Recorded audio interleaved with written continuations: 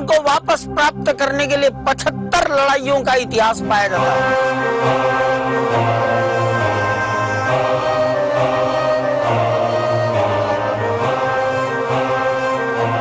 ये मंदिर हिंदुस्तान के सम्मान की पुनर्प्रतिष्ठा का मंदिर है।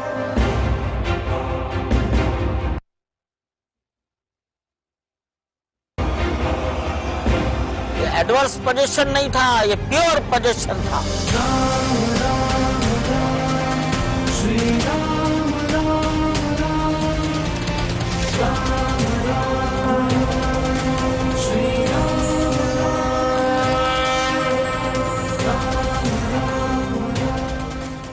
दशरथ राजे दुलारे राम, कौशल्या ही ये प्यारे राम, जानकी रमणा तेजस्वी राम, मर्यादा पुरुषोत्तम राम।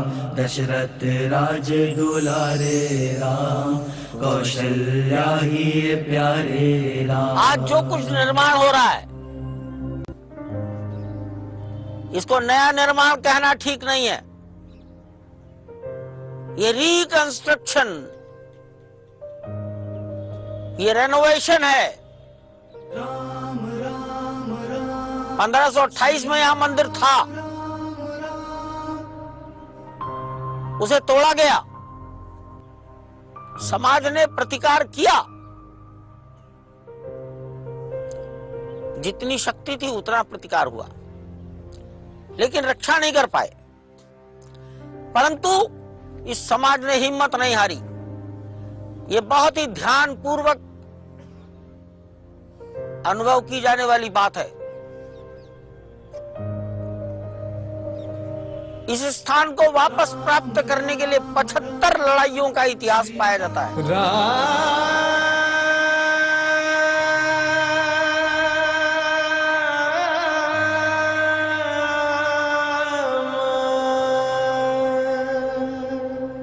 अब 450 साल में 75 लड़ाई,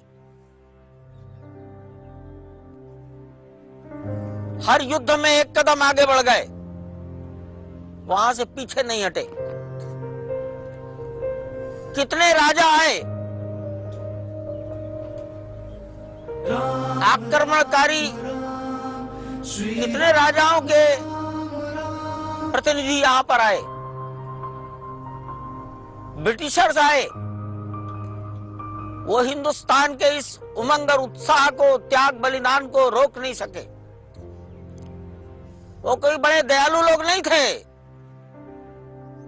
अत्याचार करने के अंदर वो सिरमौर माने जाते थे दुनिया में, लेकिन समाज लड़ा, एक कदम आगे बढ़ा। हर लड़ाई में हिम्मत नहीं हारी, थोड़े दिन बाद दोबारा आगे बढ़ा। ये हिंदुस्तान के धैर्य का, स्थायित्व का परिचायक है। अनेक बार टूटा ही होगा, लेकिन अंतिम बार तो 1528 में टूटा है। इसलिए जो पहले था उसका निर्माण किया जा रहा है।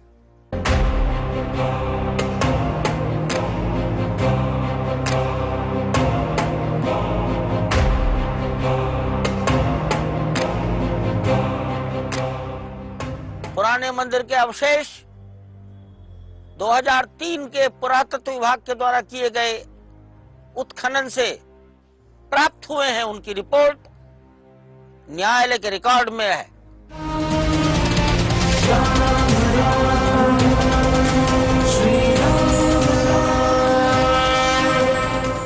स्कंद पुराण, उसमें एक वैष्णव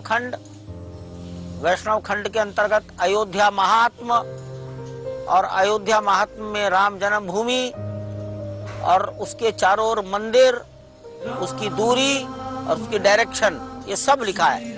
अब सरकारों ने तमाम प्रकार के ग्रंथ यहाँ तैयार कराए हैं, जिन्हें गजेटियर जाना जाता है। अलग अलग कालखंड में बने हैं, सब कोर्ट के रिकॉर्ड में है। हर एक गजेटियर में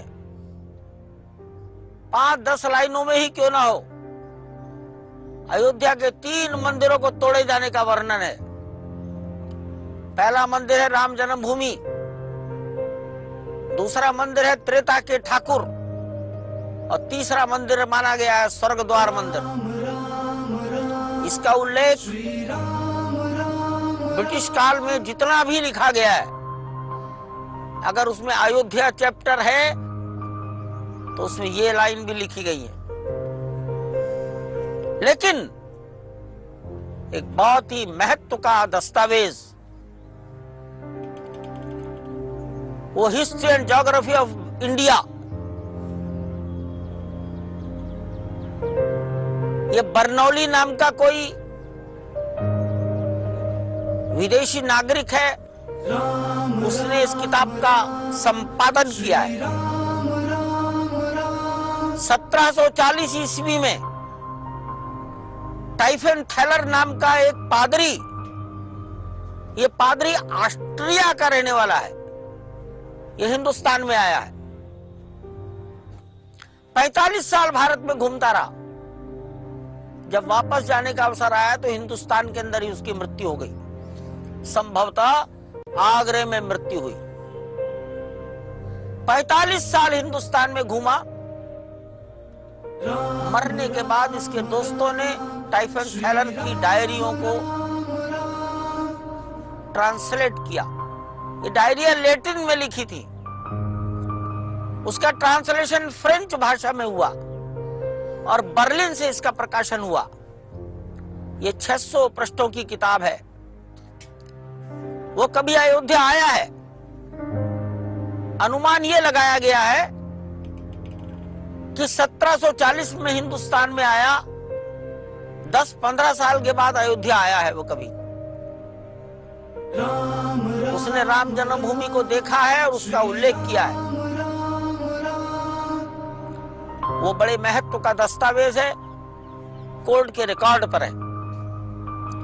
समाज आता है, साष्टांग दंडवत करता है, 3 बार परिक्रमा करता है। इसका उल्लेख इस किताब में है। कोर्ट ने इसको बहुत ही महत्व दिया है। History and geography of India by टाइफन थैलर।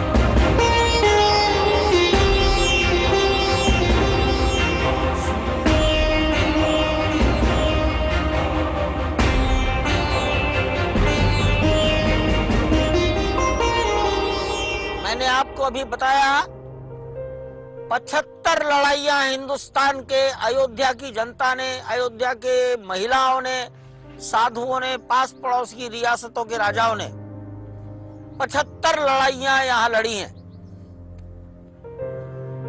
अंतिम लड़ाई 1934 में हुई है।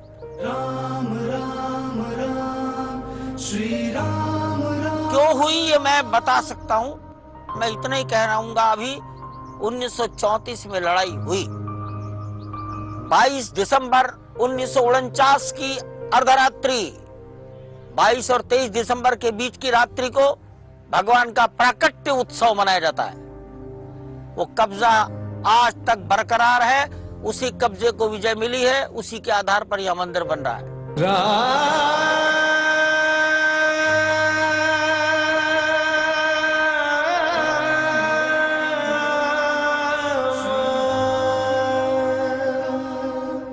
1949 में यहां पर के नायर नाम के सज्जन डिस्ट्रिक्ट मैजिस्ट्रेट थे। ये है अंत। समाज ने उस मूर्ति की रक्षा की। रात दिन कीर्तन, रात दिन 24 घंटे अखंड कीर्तन। 23 दिसंबर 1949 से लेकर ढांचा गिर जाने तक 6 दिसंबर 1992 तक बूढ़े, नौजवान, सरकारी कर्मचारी सबने अपनी अपनी पारियां तय कर ली थी। ठाकुर की रक्षा प्रशासन ने उस ढांचे पर ताले डलवा दिए थे। भगवान ताले में बंद हो गए थे, जनता बाहर से ही दर्शन करती थी। सरकार ने एक रिसीवर बैठाया था। शायद पहले रिसीवर का नाम है प्रियादत्त राम।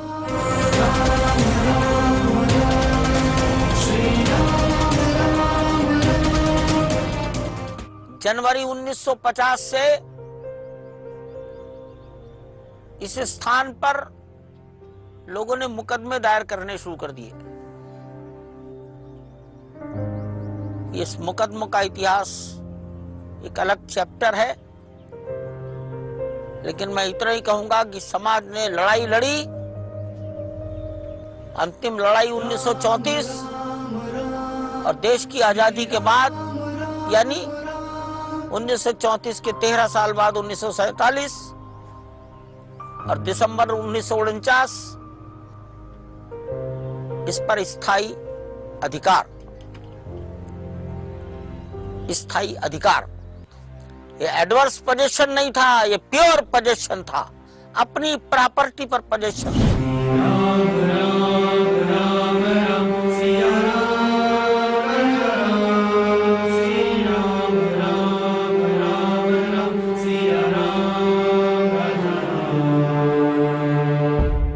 दिल्ली के विज्ञान भवन में एक देश भर के प्रमुख साधुओं का सम्मेलन हुआ था 2 दिन का। अप्रैल 1984 तब विचार हुआ इसका अध्ययन किया जाए। इस लड़ाई को लड़ाई नहीं मानना, इसको यज्ञ कहा गया। नाम दिया गया था राम जन्मभूमि मुक्ति यज्ञ। यज्ञ समाज की भलाई के लिए होता है, ये देश के सम्मान के लिए था। काम शुरू हो गया। लड़ाई का पहला बिंदु था ताला खोलो। भगवान ताले में बंद है 1949 से।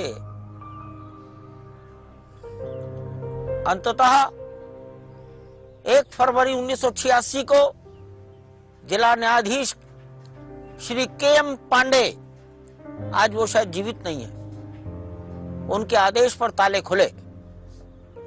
यहां पुलिस के अधिकारी हुआ करते थे सरदार करमवीर सिंह, एसएसपी थे वो। ताले खुले, अयोध्या में शांति बनी रही।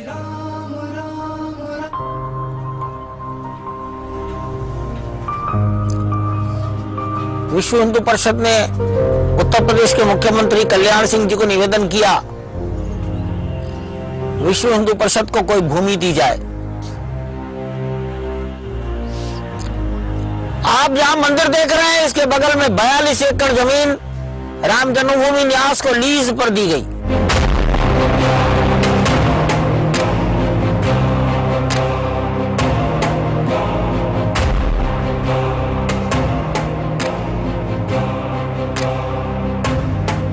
यहां पर लेवलिंग कराया गया, जहां मंदिर बन रहा है वहां लेवलिंग हुआ है।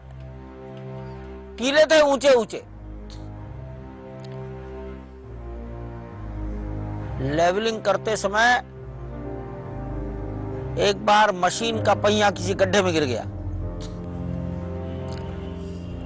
खैर जेसीबी मशीन तो बाहर निकल आई, उस गड्ढे में से तमाम विशाल पत्थर निकले। वो पत्थर बहुत दिनों तक यहीं रखे रहे। बाद में पुरातत्व विभाग ने उसको राज सदन में रखा। आजकल वो सरयू के तट पर अंतरराष्ट्रीय श्री राम संग्रहालय में उपस्थित है। वो सारे पत्थर रखे हैं वहां। ये घटना है जून 92। मुझे नहीं मालूम, मैं अंदाज से कहता हूं 40 या 45 पत्थर हैं। वो नक्काशीदार हैं।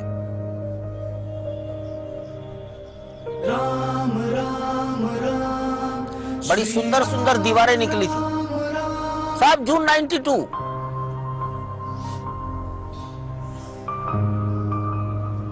छह दिसंबर को ढांचा गिर गया। 6 दिसंबर 92। वो ढांचे में से लगभग 300 स्टोन पीसेस मिले हैं। 300, मैं अंदाज कह रहा हूं, it may be less than 300। और ये सभी आज भी इसी परिसर में जहां आज भगवान विराजमान है, वहीं पर बगल में पुलिस स्टेशन में सुरक्षित रखे हैं। इन्हीं पत्थरों में से एक विशाल शिलापट्ट मिला था, लगभग 5 फीट लंबा, 2.25 फीट, 2.5 फीट चौड़ा, 6 इंच मोटा। इस पर कुछ लिखा हुआ था।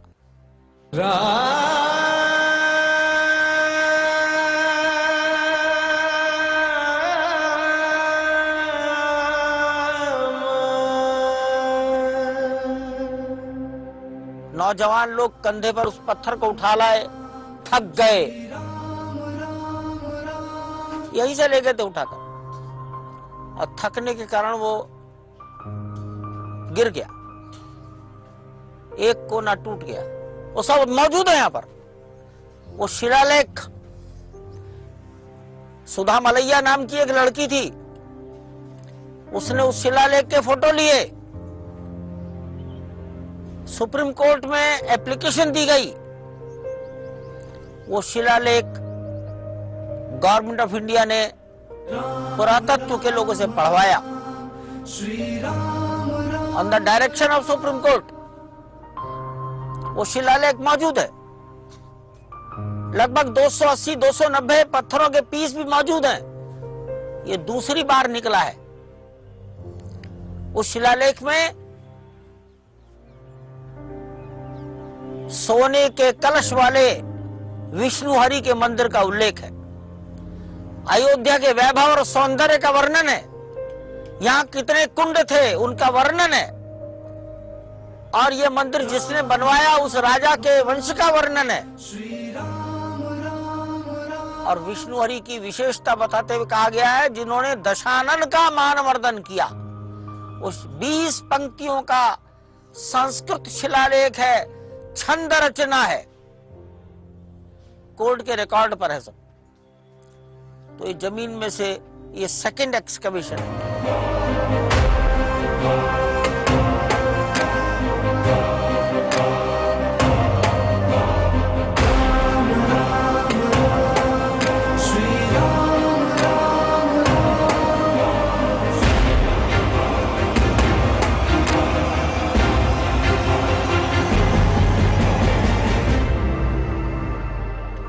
'95 में लखनऊ बेंच में अदालत शुरू हो गई, चलती रही 1995 से लेकर 2002 आ गया।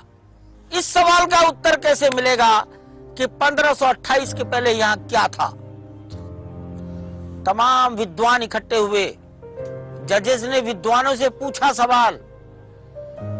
मुझे अच्छी तरह से याद है, एक स्वराज प्रकाश गुप्ता नाम के पुरातत्ववेत्ता थे, उनसे पूछा गया था। तब उन्होंने कहा था, सर, जब आंधी तूफान में कोई चीज गिरती है या कोई डिमोलिश किया जाता है तो जमीन के ऊपर का सुपर स्ट्रक्चर गिर जाता है, जमीन के नीचे कुछ भी नहीं गिरता, सब पड़ा रहता है। इसलिए जमीन के नीचे जाइए। जमीन के नीचे कैसे जाएं? अदालत को, न्यायाधीश को किसी वैज्ञानिक ने कहा कि राडार तरंगों के माध्यम से जमीन के नीचे के फोटो खींचकर कुछ पता लगाया जा सकता है। राडार तरंगों से फोटोग्राफी का आदेश हुआ है। तब एक दिल्ली की कंपनी को खोजा, एक्सपर्ट बुलाए गए। इसी स्थान पर उन्होंने अपने मशीन से जीपीआर सर्वे करके फोटोग्राफी की है। 10-12 पेज का कंक्लूजन है, 10-12 लाइनों का, और वो लिखते हैं कि जमीन के नीचे दूर दूर तक मुझे दिखाई दे रहा है एक विशाल भवन, extending over a large area. लेकिन ये भी लिख दिया कि इसको वैज्ञानिक तरीके से देखना चाहिए।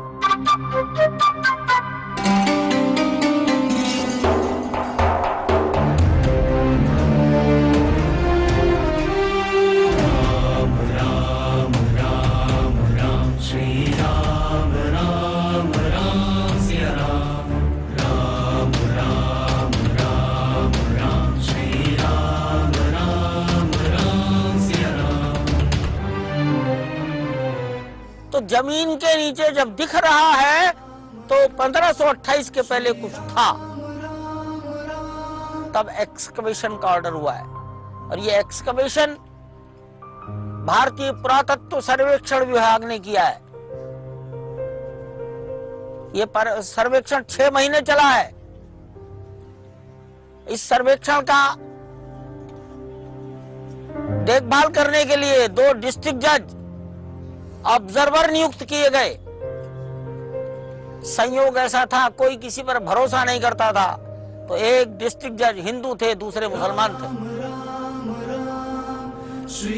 मजदूरों में भी हिंदू और मुसलमान का परसेंटेज कोर्ट ने तय किया था। एक्सकवेशन की साइट में एंट्री करने के लिए सबको पास दिए गए थे, सबके सिग्नेचर कराए जाते थे, और ये कहा गया था जहां जहां राडार सर्वे हुआ है वहीं फोटोग्राफी करनी है, वहीं एक्सकवेशन करना है। उस एक्सकवेशन में जो कुछ प्राप्त हुआ वो तीसरा पार्ट है, वो भी सब सुरक्षित रखा है। जिन चीजों को हटाया जा सकता था वो हटाए गए, और जो नहीं हटाए जा सकते थे वो जमीन में ही समा गए।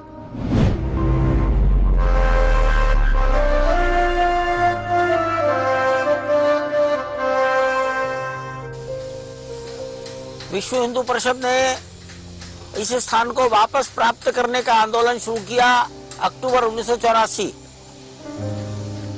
उसका परिणाम निकला 1 फरवरी 1986 को। ताले खुल गए, जनता अंदर तक जाने लगी। देश भर में शिला पूजन का एक कार्यक्रम हुआ। देश के 3 लाख गांव से शिलाएं पूजन करके अयोध्या आई,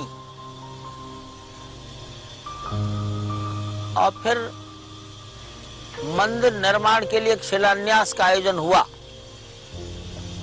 ये शिलान्यास का आयोजन हुआ था 9 नवंबर 10 नवंबर 1989।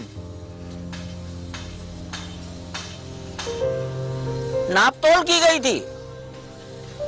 उस समय जो मंदिर बनना था उसके डायमेंशंस लिए गए थे, और तब उस समय के मंदिर के आकार के अनुसार मंदिर के दरवाजा सिंह द्वार के बाएं खंबे के नीचे शिलान्यास हुआ था। यह शिलान्यास कामेश्वर चौपाल नाम के एक व्यक्ति ने किया था, जो बिहार के रहने वाले थे, सुपौल के। आज की जातीय रचना में वो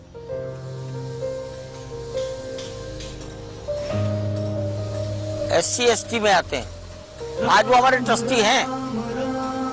ये शिलान्यास 9 नवंबर 1989 में किया गया था।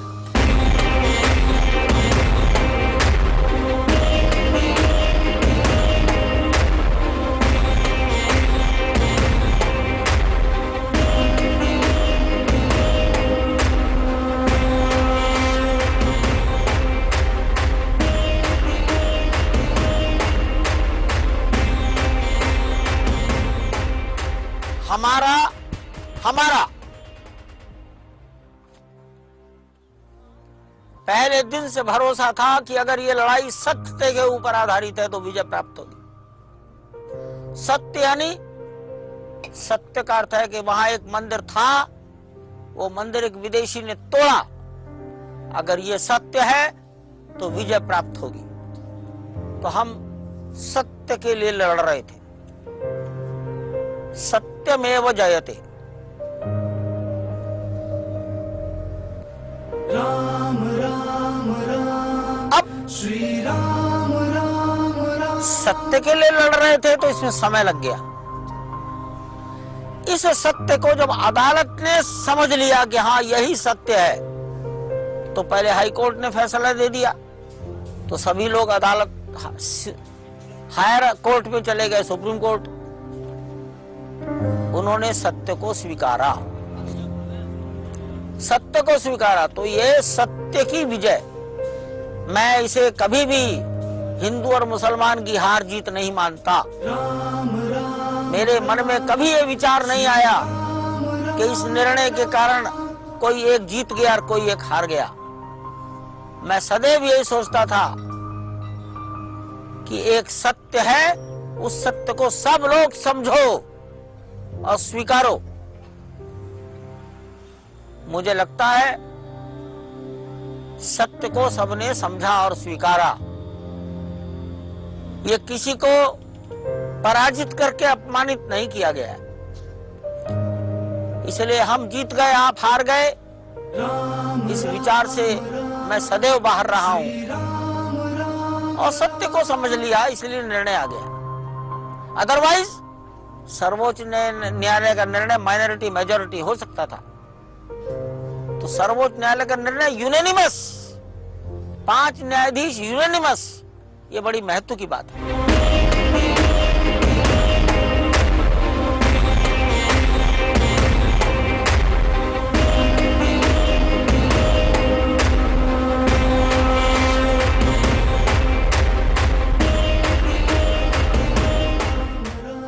सुप्रीम कोर्ट के निर्णय के बाद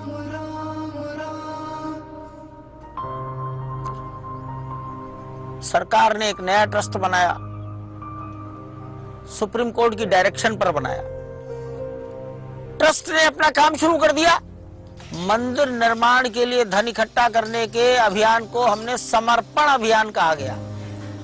दान संग्रह नहीं करना, भगवान का घर बन रहा है, जो कर सकते हो करो। तो देश के लगभग 10 करोड़ लोगों ने समर्पण किया है।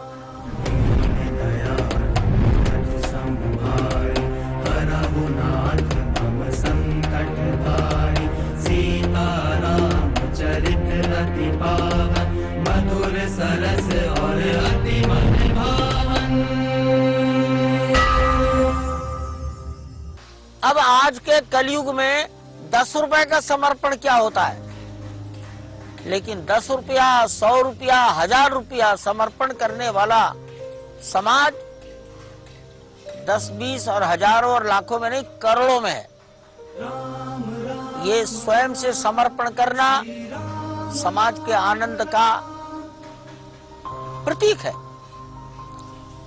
समाज के उत्साह और उमंग का ये दर्शन करता है।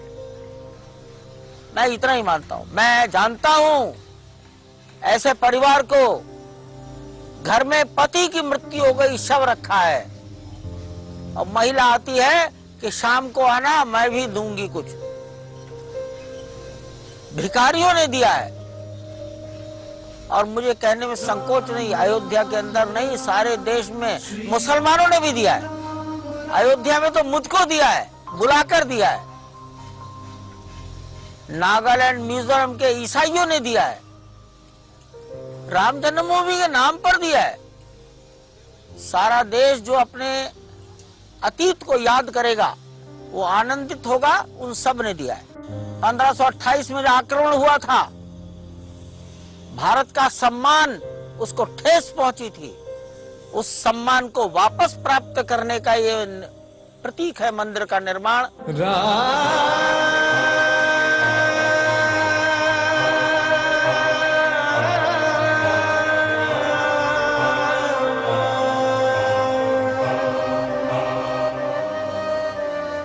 ये मंदिर हिंदुस्तान के सम्मान की पुनर्प्रतिष्ठा का मंदिर है।